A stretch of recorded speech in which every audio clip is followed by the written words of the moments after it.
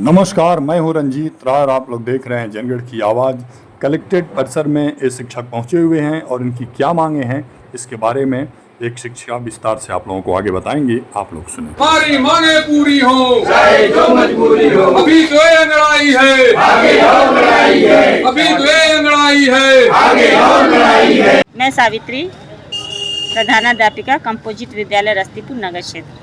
अपनी कुछ मांगों को लेकर आए हैं, कुछ समस्याओं को लेकर आए हैं जो वर्तमान में शिक्षा विभाग के ऊपर लगातार एक प्रेशर के रूप में डाला जा रहा है और ये खबर बहुत ही ज़्यादा हाईलाइटेड भी है। आप भी वाकिफ़ होंगे कि जो विद्यालयों को मर्ज किया जा रहा है, 50 से कम संख्या वाले विद्यालयों को उससे थोड़ी अधिक संख्या वाले विद्यालयों के साथ कंबाइन करके और एक स्कूल बनाया जा रहा है।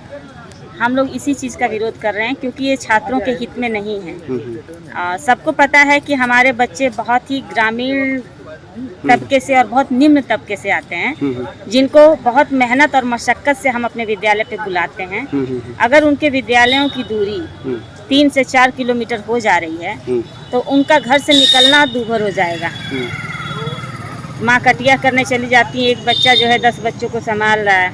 ऐसी परिस्थिति में हम लोग प्रत्येक दिन बच्चों को घर जाते हैं, बुलाते हैं, तो शिक्षक 3 किलोमीटर जाएगा, फिर उनको लेकर आएगा, पढ़ाएगा, फिर उनको छोड़ेगा।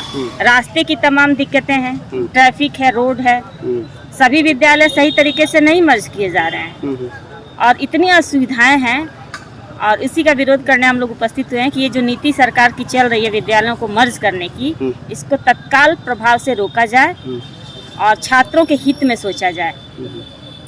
अध्यापक तो कैसे भी चला जाएगा, लेकिन हमारी जो है हमारा जो है शिक्षकों का बच्चों से ही जुड़ाव है। जब बच्चे पढ़ने ही नहीं आएंगे तो शिक्षक बैठ के स्कूल में करेगा क्या। पहले इन्होंने प्राथमिक को जूनियर से मर्ज किया, कंपोजिट किया, चलिए एक हद तक वो ठीक भी था, लेकिन अब ये पूरा है, ये कहीं से भी वांछित नहीं है, कहीं से भी ये सही नहीं है।